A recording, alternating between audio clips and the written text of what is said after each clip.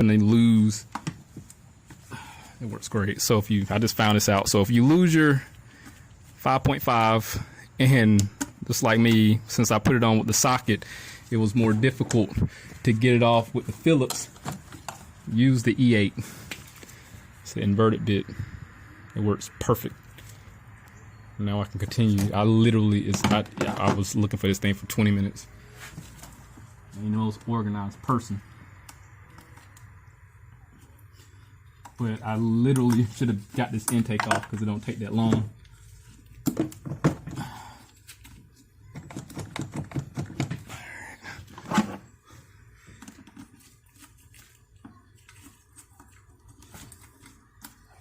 It actually worked too well. So I sprayed this here with penetrating oil. Makes removing this a lot easier. Didn't have it.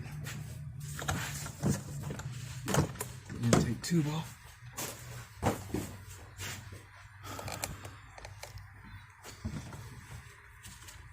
Leave those connected to the throttle body. I'm going to have to remove the hoses. I'm just going to pull those 14 millimeters.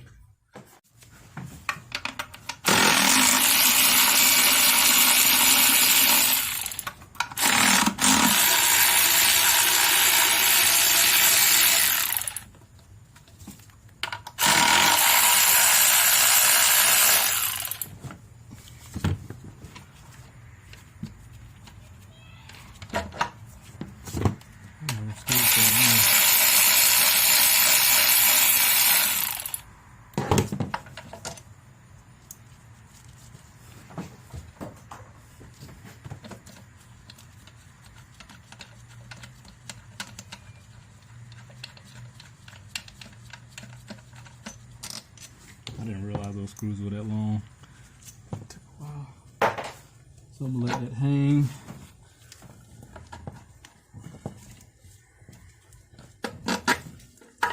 Just like that. Take those off.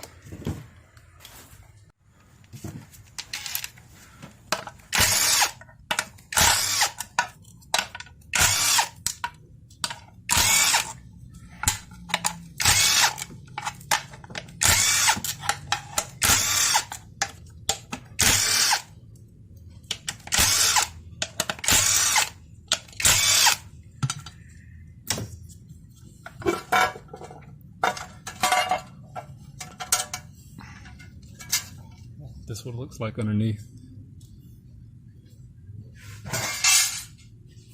So again, it doesn't breathe through here. This is just vacant space.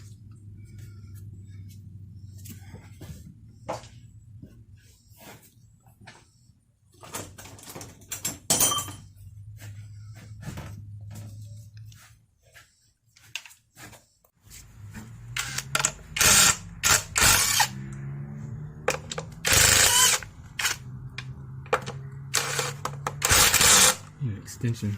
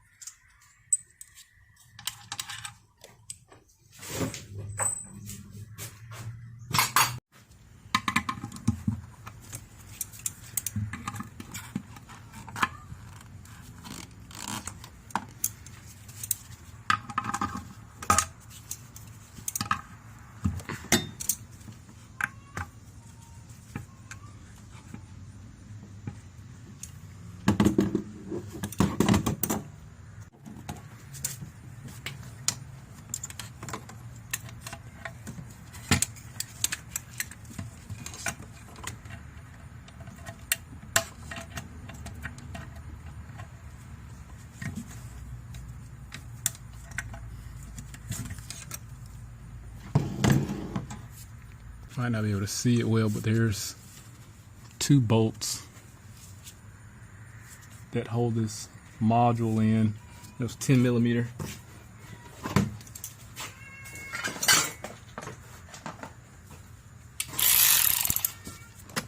I'm not going to take them all the way out.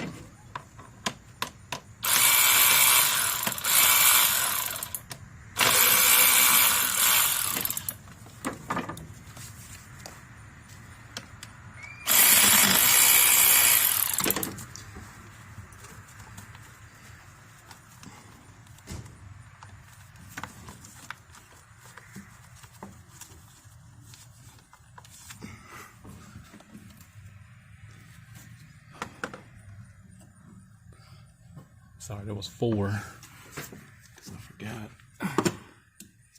Was it 4 or 3? Let me take this one.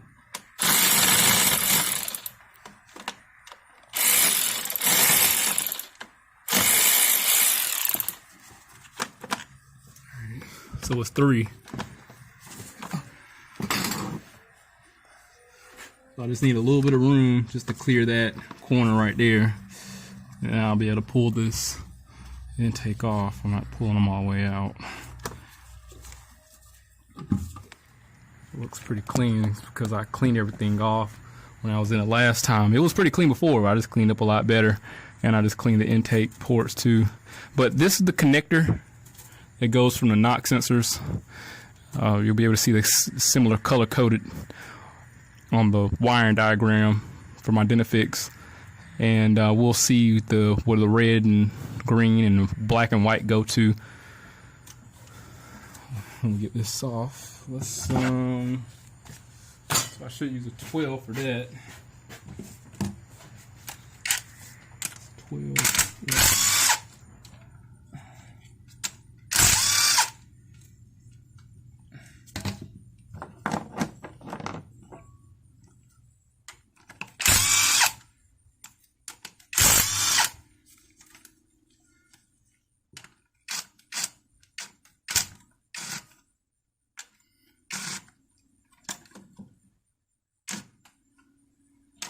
So those are 14.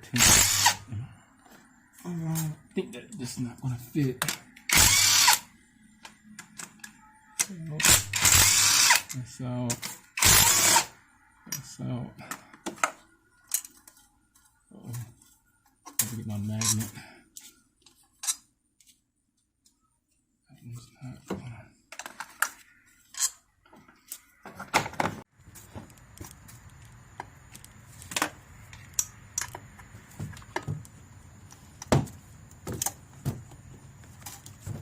Serious. This is not just in there tight.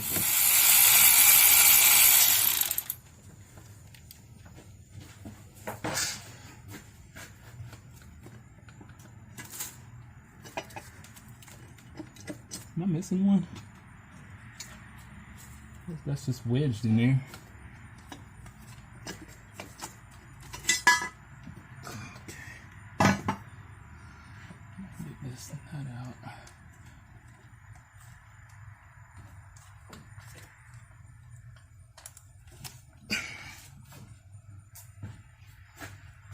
It's not so easy the second time around, I'll tell you that. Golly. So we have the knock sensors exposed for the most part. You don't have to pull out the fuel rail. Let me show you what I'm using.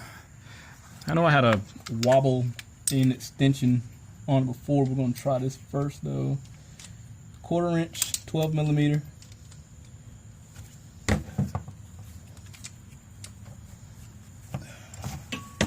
I need to cover those intake ports.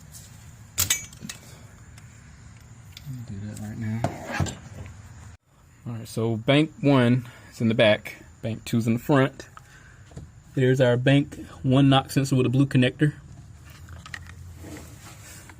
Here's the bank 2. If I can see it right down there. Right down there with the black connector. So you don't have to pull out the fuel rail to get those out. I'm going to show you what I did. Use a swivel and a 1/4 inch drive to get that out, and I'll show you. It's just a slow process. But here's the, so we got the sub harness, and it's going to the main here. I keep dropping everything. At least nothing's following the motor. So here's our sub connector. We're going to check those pins. There's my marks from before where I had hooked up. So we got our red and black, red and green and black and white.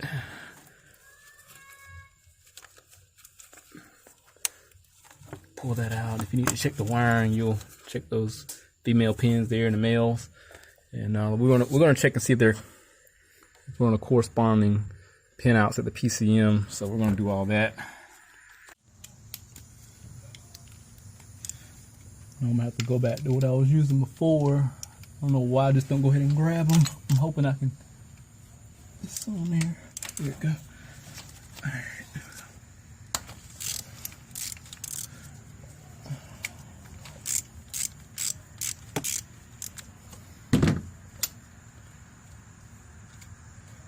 And I just had it barely sitting on there, so it'll come off. If you got long enough fingers, you can definitely get them down here. And unscrew it with 2 fingers.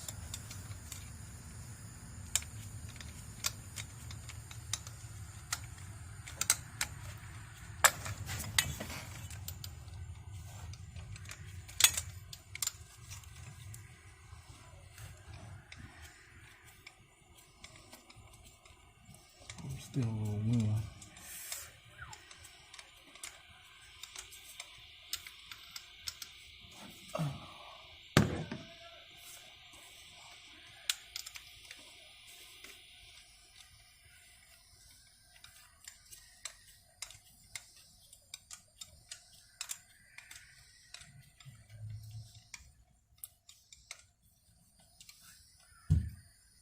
Alright, so we're out. Fish it up. Get the magnet. Get it out right there, get the bolt. Then I can sensor.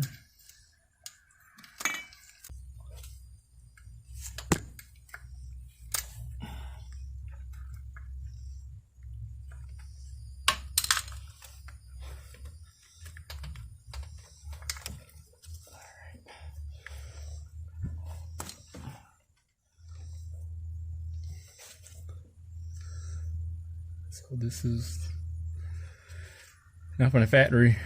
I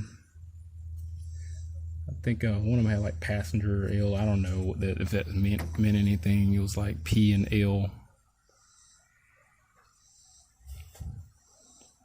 I don't know if you can see that. All right, either way, I'm gonna put this new one in here, then we'll check the connector. I'm not gonna record installing it. You just pretty much put it back in reverse order. All right, at the moment, I got the sub harness disconnected going to both knock sensors 1 and 2. I have my pins hooked up on, these are just cotter pins, I've got them bent, and some alligator clamps. I got them hooked up on the red and green. Those are supposed to be for knock sensor 1. I have my ohm meter on resistance, and it's currently open, so there's no value. So what I'm gonna do, I'm gonna plug the sensor back in, and I should get a reading.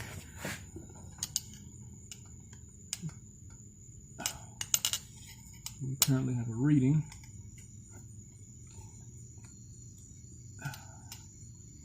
Pull it down tight.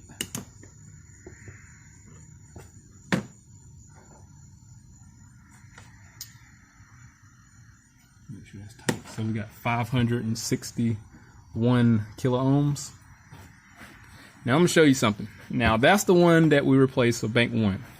Now I'm gonna test the defective one and show you how resistance value is just BS.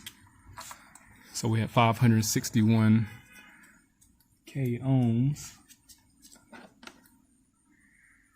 They're both about the same temperature now. So this is 562 K ohms. around 561 also, and this was the one that's supposed to be defective. Now the check engine light came on immediately because there was an open circuit. So let me put it on the front bank. Now this is the one I replaced on bank 2. So I'm gonna move these pins over to the front. You should have the same value from when I checked last time I had them, because they all were around about the same, 500.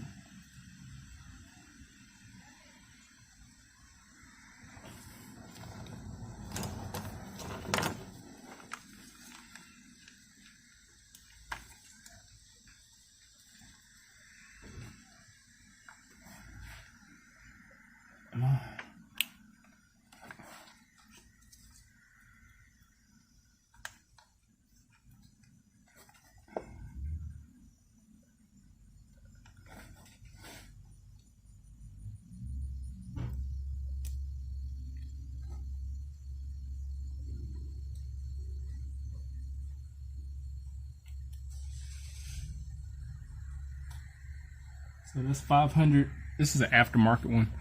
This one's 573. So at least it's not low to the point where it's shorting out, but I mean, it's a 5% tolerance. So I mean, that's fine. That should be within range. So all of them averaging about the same thing. Even the aftermarket one's a little excessive, but there's a value there, which is, I would say, like a 5% tolerance. So I'm cool with that. Now,